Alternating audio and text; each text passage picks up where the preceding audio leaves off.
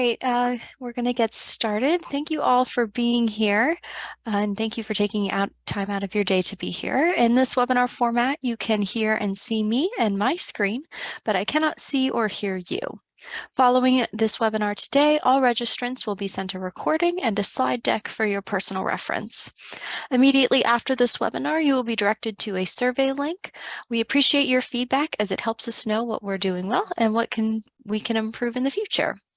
If you have any questions during the webinar, please place them in the Q&A box to be addressed at the end of the presentation. It is to your immediate right of the chat box, and it looks like two chat boxes next to one another. My name is April Myerscough. I am the Public Programs Coordinator at Florida Humanities, and I am the point person for all of your Book Festival grant needs. Today, we are going to cover information about our organization and some definitions of the humanities. Then we will go through the tenets of the grant and finish up with how to create a successful application and leave time for some Q&A. If you're new to our organization, Florida Humanities was established in 1973 as the state affiliate of the National Endowment of the Humanities. Our mission is to preserve, promote, and share the history, literature, culture, and personal stories that offer Floridians a better understanding of themselves, their communities, and their state. So you might be asking yourself, what exactly are the humanities? Our definition of the humanities is that it is the process of pursuing an understanding of our shared human experience. Through the exploration of the humanities, we learn how to think creatively and critically, to reason, and to ask questions. So here are some of the disciplines situated within the humanities. What you see on the screen is not a comprehensive list, but the most relevant ones for our discussion today are literature and poetry. These disciplines you see on the screen can be used as the focus of discussions or a jumping off point about other topics at your festival.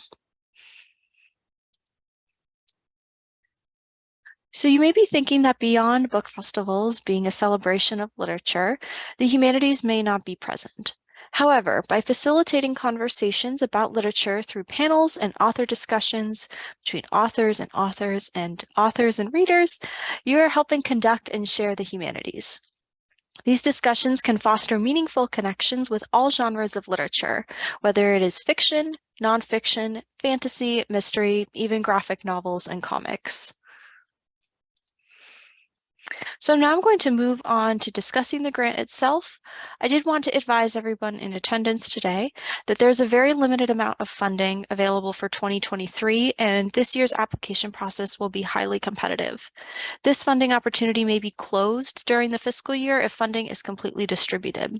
It is never too early to reach out and inquire about applying, especially with limited funding available, so I encourage you to reach out as early as possible. Book Festival grants award up to $10,000 to support the execution of public book festivals across the state that celebrate the joy of reading, facilitate interactions between authors and readers, and encourage an appreciation of Florida's literary landscape. Festivals may occur over one day or multiple days, can be held virtually, in person, or hybrid, which is a mixture of in-person and virtual elements, and may include authors from or residing in Florida or from outside the state. Florida Humanities defines book festivals as open to the public events that offer opportunities to interact and discuss literature with authors and illustrators who have meaningfully contributed to Florida's literary landscape, including panels, discussions, signings, and activities. Events should be free or have a minimal attendance fee. Eligible festivals can appeal to all ages and demographics, and that includes age-specific festivals such as those for younger readers. Festivals can also celebrate and host discussions about one genre or multiple genres, including fiction and nonfiction. Some eligible events within a book festival include author and illustrator talks and signings, author and illustrator panels and discussions, writing workshops, and keynote addresses. This is by no means a comprehensive list, but some of the tenets of the application Florida Humanities is looking for to fund. This is a snapshot of who we have funded since the launch of this funding opportunity in summer of 2022. You can visit our Center for the Book webpage and our events calendar below to learn more about each of these upcoming festivals. We have funded both local and statewide events, large scale and smaller scale events, and festivals that happen over one day or just multiple days. So you can see our upcoming one that's happening starting next week and next weekend is the Miami Book Fair. I encourage you to check out our website and our events calendar so you can attend some of the virtual events we have funded and take a look to see what we support. So applications are due no later than 4 months prior to the first day of the festival. However, we encourage you to reach out about applying far in advance of your due date to provide as much time to work on the application, ask questions, and because funding is limited and may run out before the end of the fiscal year. Applicants are notified within 30 days of submission of their funding status. Funded organizations receive 90% of their approved funding at the start of the project, and the remaining 10% on a reimbursement basis contingent upon receipt and approval of the final report. Contract periods vary due to festival lengths and dates, but on average it lasts 3 months prior to the festival to 30 days after your last grant-funded activity, most commonly the last day of the festival. So all Florida-based organizations constituted for nonprofit purposes, including colleges and universities, are eligible to apply. All organizations must have a SAM or Unique Entity ID number to apply. Instructions on finding your SAM number or obtaining one are available on the Florida Humanities online application portal. Individuals, for-profit businesses and institutions, and first-year festivals without an established partner are ineligible to apply, and I'm going to talk about that on the next slide. All first-year festivals must be connected to, partner with, or be part of an established sponsoring organization that can demonstrate significant experience hosting large-scale literary or related events for the public.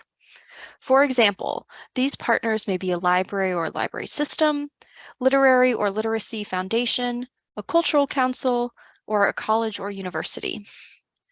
What I shared is not a comprehensive list by any means of suggested partners for first-year festivals.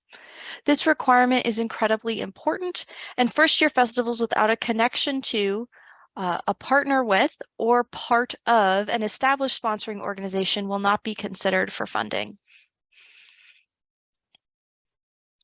Ineligible events for funding include, as stated before, first-year festivals not connected to, part of, or partnered with an sponsoring organization, fundraisers, events that celebrate one author or cultural figure's literary achievements, music, art, and cultural festivals where literature is not the main purpose, and conferences that require a registration fee to attend. Everything I just listed are considered ineligible events for funding. So if your organization is funded, there are a few requirements from Florida Humanities to be in good standing.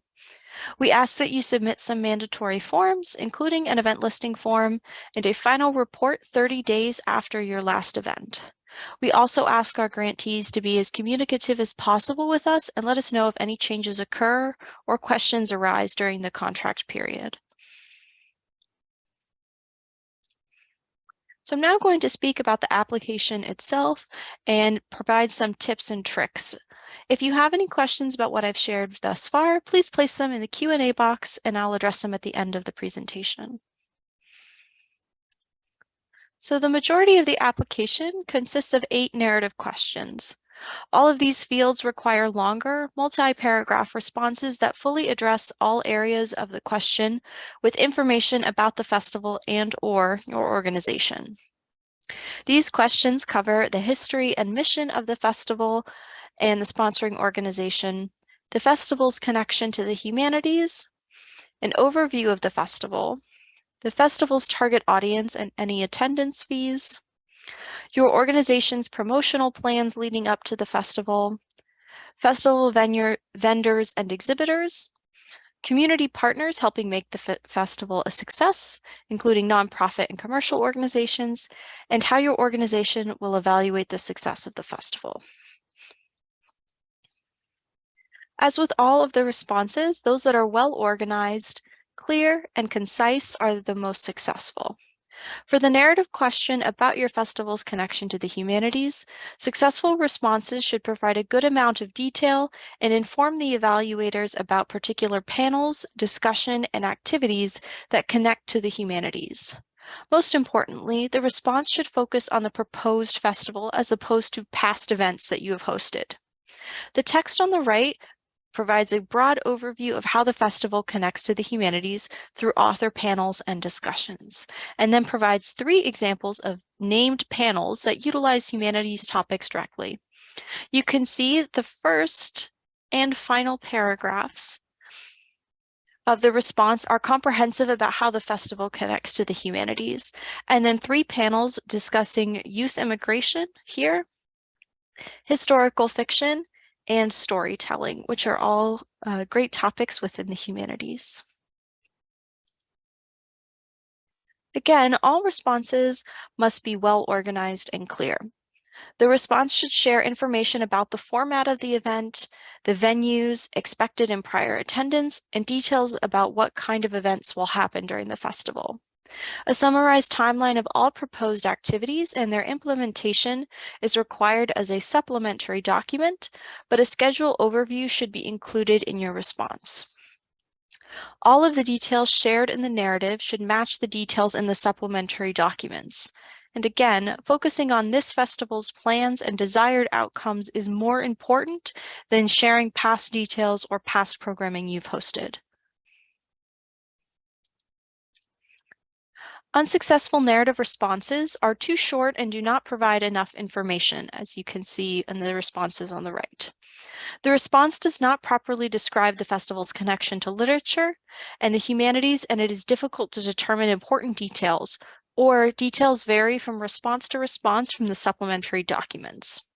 Lastly, responses that do not focus on the proposed festival, but rather past events or unrelated information are considered unsuccessful. Here are some final tips that we can share to craft successful narrative responses. We recommend that you avoid first-person and more colloquial language in your narrative. Focus on what your organization would like to achieve with your proposed festival, not what has happened at past events or festivals, other than, of course, in that history section. Lastly, more details are always better than less, particularly in the budget section, which I'll discuss next. A sample application to view the narrative questions in more detail and work on them in your own time is available on the Book Festival Grant webpage. So after the narrative questions, there are a few required documents. Each of these forms are separate submissions as seen on the screenshot on the right. All of these fields can support a multi-page document. The first is a budget form, which I will discuss in detail in a few slides. We will also need a complete event schedule with details about the panels, discussions, keynotes, and a list of participating authors. Brief biographies of confirmed participating authors are also required. These biographies should share some of the authors' published works and how they will be contributing to and participating in the festival, such as which panels and discussions they will be a part of. Next, we will need some examples of promotional materials. These can be flyers, posters, social media posts, press releases, scripts from radio or television spots from previous or the current festival or related events. Again, this submission can be multiple pages in one if needed. Lastly, we will need a sample evaluation tool. This tool showcases how you will measure the outcomes of the festival and ensure your internal goals will be met. Again, all of these documents are required, and you won't be able to submit your application or have it be considered complete if any of these documents are missing. We also have space for 3 supplemental fields. These are optional and not required for your application to be considered complete. As well, these submissions accommodate multiple pages in one upload field. These supplemental documents can be letters of support from community partners, previous festival or event advertisements, examples of past large-scale events hosted by your organization, or something similar. These fields are for you to use to enhance your application, but it won't count against you if you don't end up using them. So I'm now going to go into detail about allowable budget items and how to complete the required budget form. Florida Humanities will provide funding for a variety of line items. Again, applicants can request up to $10,000 in funding. We ask that you request an amount that reflects your organization's need for the festival, and please don't request $10,000 just because you can. We recognize that budgets fluctuate as the festival moves forward, so the one you submit in your application is provisional only. We will analyze all budget forms submitted and prefer that costs are weighed towards line items that directly contribute towards connections between authors and readers, like honoraria, travel and per diem, and marketing. Florida Humanities provides funding for author honoraria, and that includes panelists and moderators and illustrators as well. Travel and per diem, technology costs such as virtual meeting subscriptions and related software, venue and equipment rental, publicity and promotion, and other. Other is exactly what it means. It is any other cost that directly contributes to the development and execution of the festival. While nebulous, all line items that are described as other must be detailed. The budget form is a downloadable Word document located within the online application. There are gray fields on each of the line items. All fields can be typed in and summed automatically. The detail section has more space than is shown, which I'll show you in a minute, and extra pages can be added as necessary. So as you can see, these gray boxes here are blank, but as soon as you type numbers in, this total at the bottom here increases automatically. On the right side of the screen is an example of a completed budget table on the top of the form. This top box with the pink label here are funds you are requesting from Florida Humanities for each line item. Again, any totals included in the gray boxes are summed automatically in the bottom box. This bottom table here is estimated cost share, split up into in-kind and cash. And I will explain cost share in a little bit more detail in the next few slides.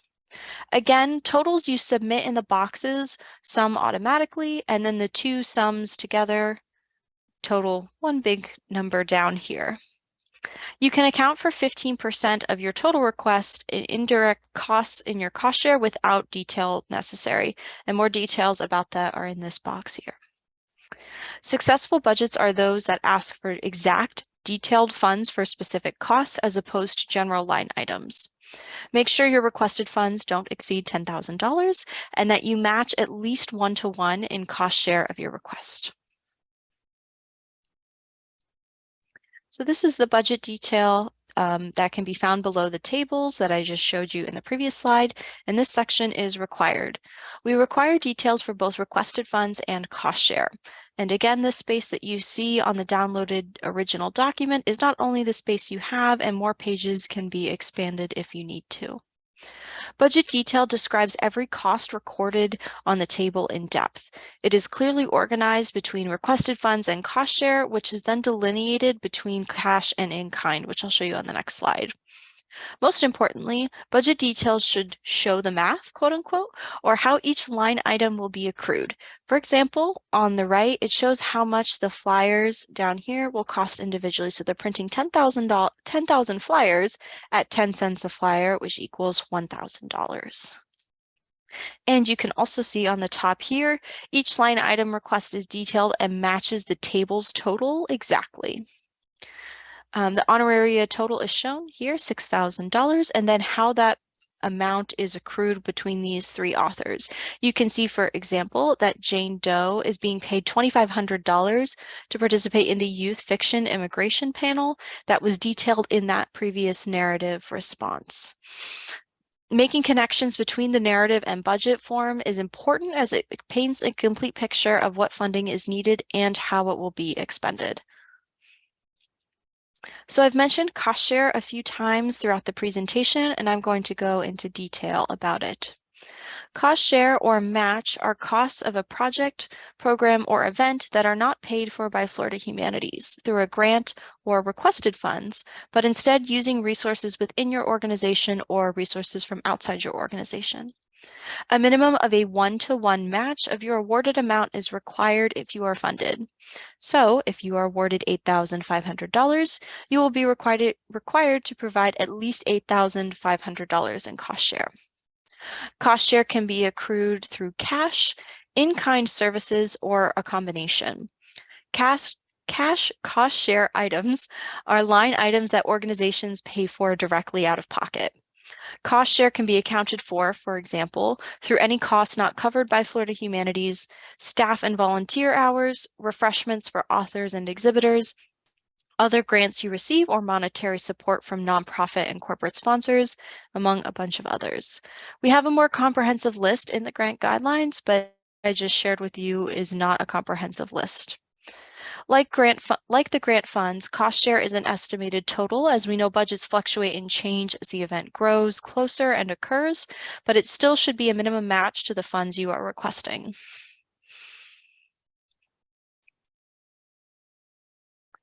So as you can see in this example, cost share is equally detailed to the budget request that I showed you a couple slides ago. Each line item shows the math, including the author and which panel they are presenting on and how those totals are summed. You can see at the top here that author Dawn Smith is being paid $1,500 to participate in the Taking Care of the Earth panel, which would be described in the event schedule. It also delineates if the cost share is accrued either in cash, so you could see the honoraria here, or in kind services like the venue and equipment rental here. More details are always best, even if the budget is multiple pages long. A detailed budget helps evaluators confidently make a funding decision, as some applicants will only receive partial funding for specific line items, and the more detailed your budget is, the more understanding the evaluation panel will have. So now I am going to discuss about how to apply for funding. If you have any questions about anything I've discussed so far, please place them in the Q&A box and I will address them at the end of the presentation. So the first step to apply is to analyze your festival. Determine what elements would be a good match for funding and how you address humanities topics in certain events within the festival. All potential applicants must contact Florida Humanities staff to discuss the festival and potential eligibility for funding. Applications cannot be accessed without a code, which you can only get by having a conversation with a Florida Humanities staff member about your festival. A conversation with a staff member is not just sending out an email and asking for a code. You do have to share information about your festival and how it would be a good match for funding. This conversation may be a phone call, set up a Zoom meeting, or a couple of emails back and forth to see that your book festival grant may be a good, or your book festival may be a good fit to apply for a book festival grant. Please be advised that those conversations you have don't preclude your organization being funded. Next, apply online through the online application portal. If you have questions or get stuck when you're working on your application, we are happy to help. All applications must be submitted at least 4 months before the first event of the festival. Once you have submitted your application, wait for a decision. Florida Humanities evaluators review applications within 30 days of submission and send decisions through the online application portal. If you are working with another organization for the festival or another member of your organization on the application, you can collaborate within the portal system on the application. Individual instructions will be sent to eligible applicants again after a conversation with a Florida Humanities staff member. The online application portal can be accessed through the grant homepage. If you need to create an account, instructions are available on the right-hand side of the portal login in this gray box here. If you have an account already through your organization, simply log in using that same login and password. We can't reset any information for you, but if you have forgotten your password, you can click underneath the login button here to reset it. Once you log on, you won't see the application immediately. To enter the access code, type the code into the top bar here, circle above, and click Enter Code. The code isn't case sensitive, so you can type it in as whichever way you wish. Once you enter the code, your screen will look a little bit like this. You can now access the application. You can preview the application by clicking this button on the bottom left with the eyeball, and start an application by clicking the top right here in blue. This application can be saved and finished later if you need to, just by scrolling down to the bottom of the screen and clicking the Save button. So I shared a lot of information with you over the past 20 to 25 minutes, but if you don't think that this funding opportunity might be quite right for your organization at this time, not to worry. We have plenty of other opportunities, including our 2023 deadlines. They're now available on our website, and so if you visit our website on screen, floridahumanities.org/funding-opportunities, you can check out everything that will be available in the new year. Visit to be alerted when new funding opportunities or events or to become a member of Florida Humanities, I recommend you sign up for our newsletter here, floridahumanities.org/sign-up. And that link's also available on our homepage. You'll be the first to know when new events are happening or new funding opportunities open up. So that is it for me. If you would like to reach out to set up a conversation about your festival, you can reach me at the contact information on the screen. I would recommend, again, reaching out sooner rather than later because funding is pretty limited for 2023. If you have any questions, now is the time to put them in the chat or Q&A box and I will address them. I can also say that email is the best way to get a hold of me as we work in hybrid. And I see we've got a question. So I have a particular question about a festival that celebrates art and literacy, but only features one artist per year. Are we eligible? So your organization may be eligible even if you do feature artists and music performances or cultural events. We require that we require that your event be more heavily weighted towards literacy and literature and feature more authors than cultural elements or musicians. I can say that we recently funded the Word of the South Festival, which has about 70% authors and 30% musicians, and not all of our support went to the authors participating in the festival. So it could be a good fit. We would have to discuss it a little bit more in depth to see if funding would be a good match. There any other questions at this time? If there isn't, that's quite all right.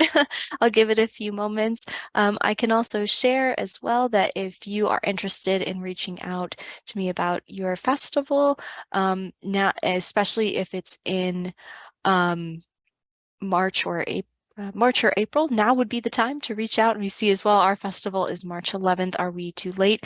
I would recommend reaching out, let's see, immediately, as it might be a tight fit, but especially if your festival is in March or April or even May or June, reaching out now would be the best opportunity because it gives you the most amount of time to work on your application, as well as